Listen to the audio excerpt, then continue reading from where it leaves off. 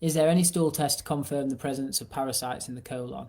I've done a Geneva Diagnostics comprehensive stool test, but they did not find anything like candida, fungus, or parasites, only microbiome imbalance and high inflammation markers. So, how do we know if we have parasites or mold? Yeah, good question. Obviously, the easiest thing to do is get your torch on your phone and actually look at your bowel movements when they come out in the toilet. It's very likely you'll see some weird and wonderful stuff in the toilet when you're taking the Qenda. Obviously, when the Qenda comes out, it'll bring out like the parasites and other stuff. So look at your bowel movements when they come out. Sounds a bit crazy, but it's actually quite euphoric when you've been suffering with ulcerative colitis for a long time.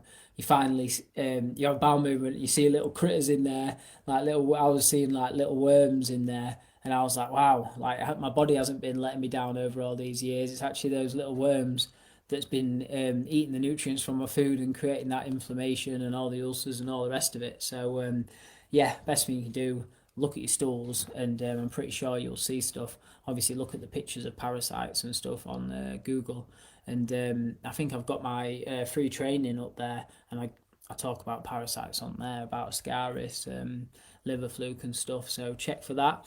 And some forms of bioresonance are really good, but the bioresonance is only good as the man who made the machine and the practitioner that's doing it. I've gone to a lot of bioresonance that have been crap, and then I've gone to bioresonance people that was really good.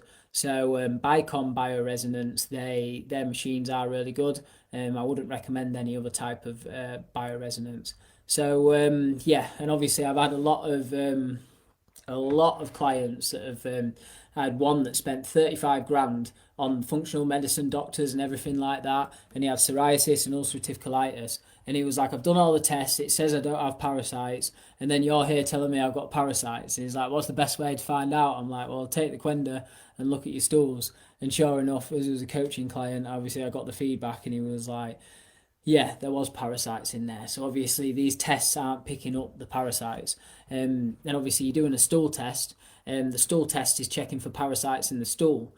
But the definition of a parasite is something that lives and thrives off a host to the host's detriment. So if a parasite's living inside your body and you go to the toilet, the last thing it's going to do is just go like, oh, I'm going to go into the toilet now, unless you're having something like the Qenda that's going to kill them off.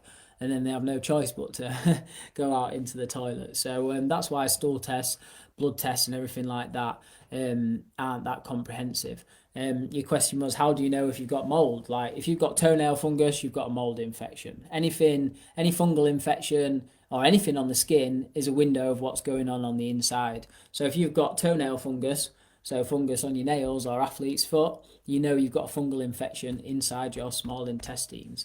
If you ever lived in a house that's got damp or mold in it, very likely you've got a fungal infection because you've obviously been breathing in them fungal spores. Especially if you've got ulcerative colitis, obviously your immune system is more susceptible to those things.